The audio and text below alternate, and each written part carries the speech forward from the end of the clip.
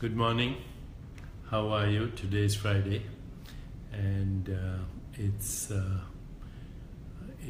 August 4th, our agreed construct on planet Earth, and I'm answering questions as usual.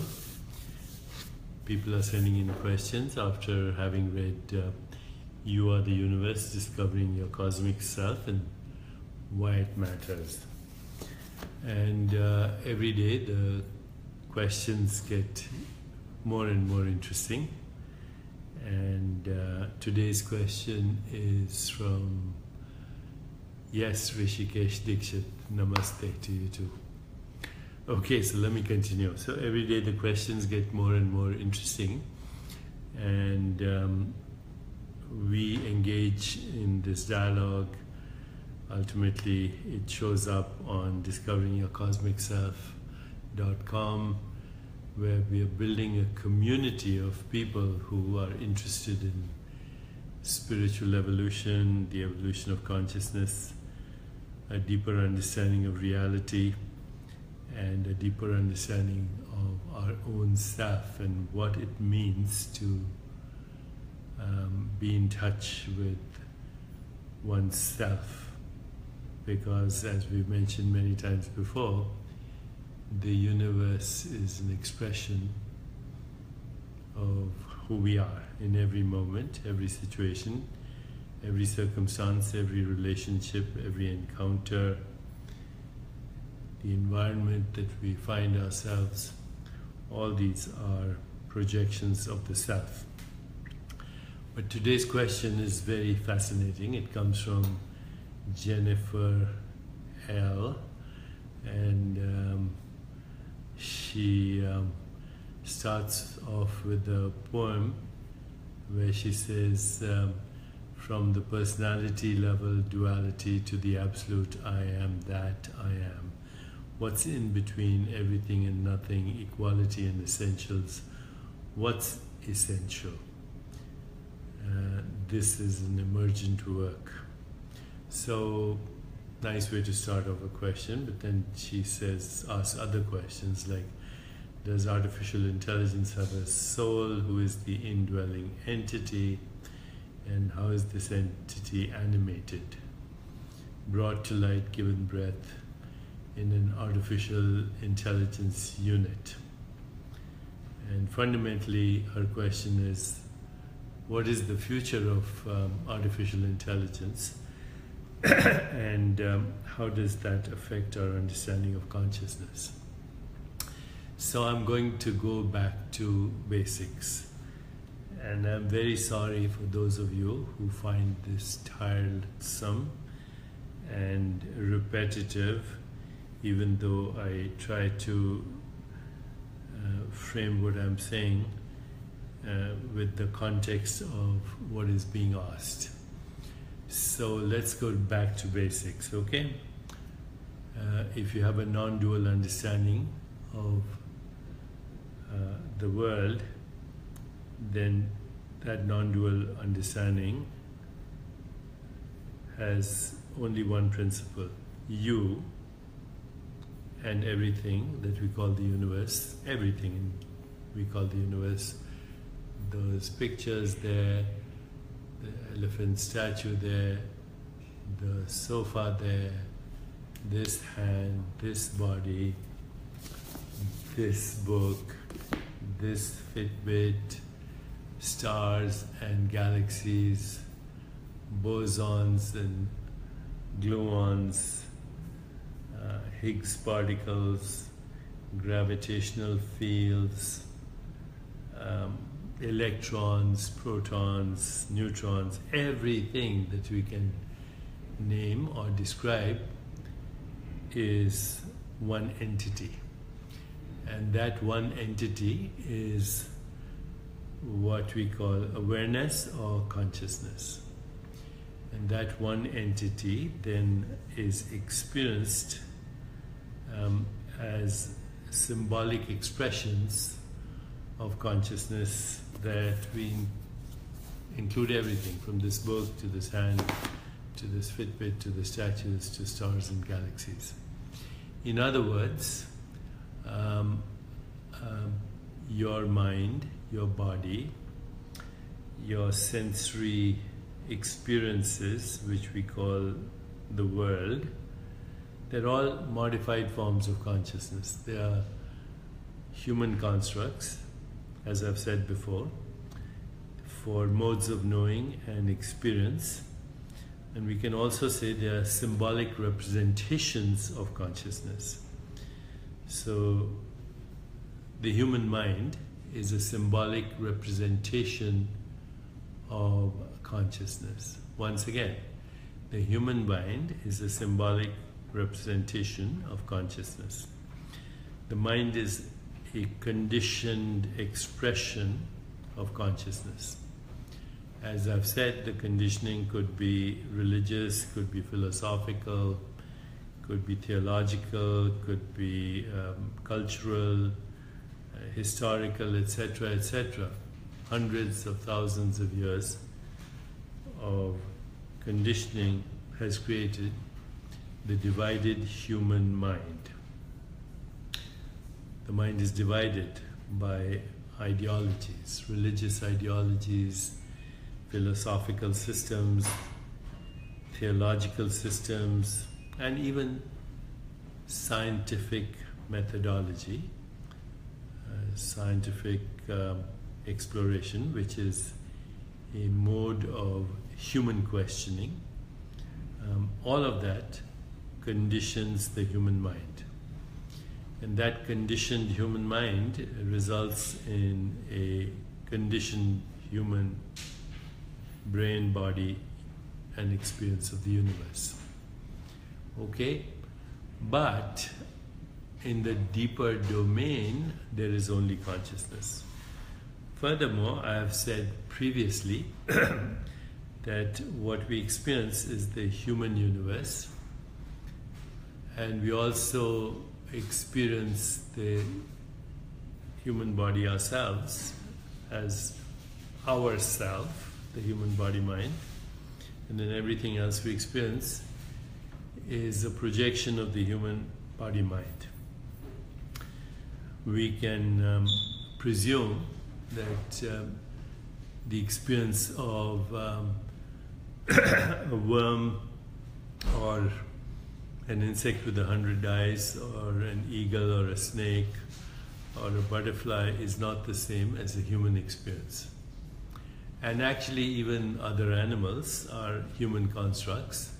We have given them names, and we have created a taxonomy to fit them in our mapping of human life. So we are a species of human consciousness. And that human consciousness then today is transcending the usual boundaries that were there before, including geographical boundaries, but also it is transcending religious boundaries, national boundaries, and other ideologies. Taking its time, but it is definitely transcending those boundaries, because now we have no boundaries through this medium through which I'm speaking to you. You could be, and I'm looking, you are everywhere. You know, you are in Vietnam, you're in Colombia, you're in India, you're in Korea, you're in Egypt, you're in Iran, you're in different parts of Europe, in Peru, and we have transcended our boundaries through this technology, right? This technology, which is an extension of human constructs. The technology that we have today is an extension of our ability to create constructs out of our experience. And sometimes we forget that constructs are symbols, and all experience is a symbolic representation of our awareness. Regis says Caribbean. Yes, Caribbean. Actually, right now you could be on the moon and you had the right technology. There would be no boundaries between you and me. Aina says love from South Africa. Well, we get the point, right? Okay, so the technology has already crossed our traditional boundaries in which we enclose ourselves. These boundaries in space and time. But now we have transcended that through technology. What is technology? Technology is an extension of human evolution and the ability of human consciousness to symbolize experience, create constructs, measure it, and then extend our experience of what we call reality. What we call reality. What we call everyday reality. But of course, reality is the consciousness that is expressing itself as all these realities. So where does this take us? Santosh Agarwal and 24 others shared their video. Thank you, Santosh, and everybody else for extending this conversation and expanding this conversation so we can learn from each other. So technology has created what we call human civilization.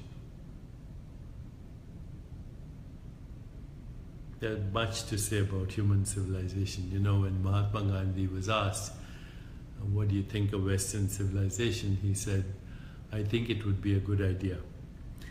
So coming back to what I was saying, technology has extended the range of experience that we have. But nevertheless, technology is an expression of human consciousness, and it is part of our evolution. And it is therefore unstoppable. So if you say we have to stop this technology because it's creating problems, because children are not so socially engaged, they're looking at their iPhone and they're on Snapchat and Twitter and Instagram, well, listen, it's irreversible. And it's not stoppable. So adapt, adjust, make the best use of it, or one becomes irrelevant.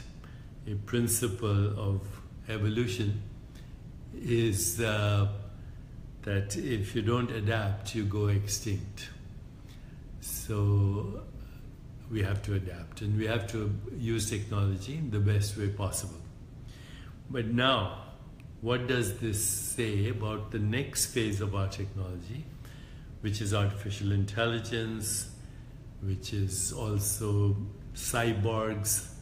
Cyborgs will be human-machine hybrids. What about augmented reality? What about virtual reality? What about multi-sensory experience? Where is that going? And somebody just said technology will take on human DNA. Corey said that. Yes, it is already doing that. CRISPR is the new technology for editing genes, and already some research group has deleted a disease-causing gene just by cutting and pasting fragments of the genome, and soon there'll be designer embryos, designer humans, and designer animals, and designer plants, and designer foods, all of that. So we're not going to be able to stop it. But what I would like to do is discuss some of the exciting parts of this that will actually give us a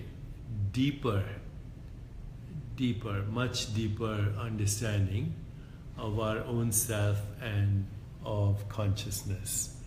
So back in 15 seconds to discuss that. Okay?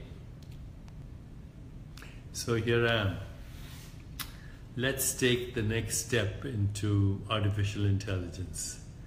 We already have virtual reality. In fact, I've done a meditation showing the Buddhas, Barbara Koblenz and 27 others. Thank you so much for sharing this video. Okay, so I've already mentioned virtual reality and augmented reality. As I was mentioning, I've done a meditation on virtual reality, which is called Finding Your True Self. You can go on the internet and check it out. Once you check it out on the internet, you can even try it. You can buy, these devices for $19, $20, and then you can download the app, and it shows the Buddha's journey, Buddha's journey to enlightenment in 18 minutes. Try it out. This is just the beginning. So with augmented reality, you will be able to show up in different locations, but you will also have different locations show up where you are. We're doing that in a way right now, but this will be much more convincing in that you will feel that you're really there. But here's a further step. Now that we know that other species have different sensory systems, we know that a dolphin has a different sensory system, that whales communicate through infrasonic, that honeybees sense ultraviolet, that snakes experience infrared, that bats navigate through the echo of ultrasound, that insects with multiple eyes see multiple dimensions. We know that, right? These are all symbols of species of consciousness. There's only consciousness. So once we understand this, through technology, you can have the experience of a dolphin. You can have the experience of a butterfly. You can have the experience of a snake or a bat or an insect with multiple eyes or a worm or any experience known to species of consciousness. And how will that happen? That will happen through the implantation of sensors, perhaps on our skin, perhaps on our foreheads, and then human experience will extend to the experience of other species. And consciousness is so malleable that if you understand that the brain is only a symbolic representation of consciousness, and that the brain itself is an experience, the brain is not a container of consciousness but an experience in consciousness, then as we extend our range of experiences, our brains will adapt. And our brains will then give us the experience of the world that we want to. You could have the experience of being on the moon or on Mars or anywhere you want to be, or any location in space-time. You could be in the future of the universe, in the past of the universe, and you could be in multiple dimensions, because what we experience as everyday reality is a spatio-temporal, multi-dimensional qualia experience in consciousness, and the qualia are actually excitations of consciousness. So as we expand our range of experience through qualia, including the qualia of other species, we will enter a brave new world. We will actually know ourselves as multi-dimensional beings in a multiverse, truly and really. Andy Davies, happy birthday. Another human construct. Because the true self is never born and therefore has no birthdays, is not subject to birth and death. So Rishikesh Dikshit said, what is the true self then? Well, the true self is the reservoir that branches itself into all these species of consciousness. And now we can go back to that true self through basically dialing down the excitations of consciousness till we reach pure consciousness. And pure consciousness is infinitely creative, has infinite imagination, is infinite possibilities, is infinitely correlated, is unpredictable, has the power of intention, and can create anything as it has already created everything and anything, including you and me, as symbols of itself, and the universe as a symbolic expression of itself. So these are the endless possibilities of artificial intelligence, virtual reality, augmented reality, cyborgs, and having the experience of every species that we have symbolically described as an expression of consciousness. Are there any dangers? Yes, you bet there are dangers, because all you have to do is go on the internet and you will experience that the human mind right now is pretty fragmented. And on the internet you'll find everything that is divine, but also everything that is diabolical. You will find everything that is sacred and everything that is profane. And if our understanding of our true self does not keep pace with our technology, then the technology will ultimately destroy its creators. Us. These symbols of pure consciousness will be destroyed if our understanding of who we are as consciousness does not lead us to true spiritual experience, which is astonishment, bewilderment, humility, reverence for all existence, and the values that emerge from the experience of being. Truth, goodness, beauty, harmony, love, compassion, joy, equanimity, loss of the fear of death, because the transcendent is not in time. So this is a panoramic view of where we are headed. At this moment, we are at the fork in the road. One road leads to extinction, and the other road leads to multi-dimensional beings in a multiverse. And the choice is yours, it's mine. The choice is how we accelerate the evolution of human consciousness so it can keep pace with our technology. So somebody said there's no extinction. They're right, but the symbols of consciousness can go extinct. But consciousness itself is non-local, and therefore is not in time, is formless, and therefore not subject to extinction. you're right about that.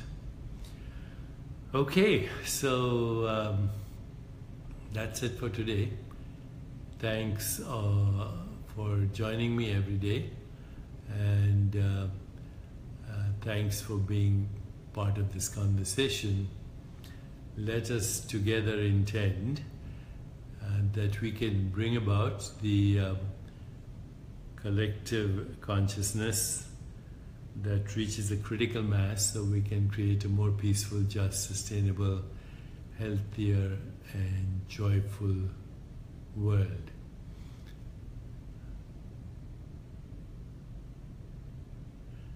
Somebody just said this is your view of the world, and that's true. I'm expressing my view, and you can take it or leave it, but that's also your choice. Okay, until next time, which is tomorrow. Take care. God bless.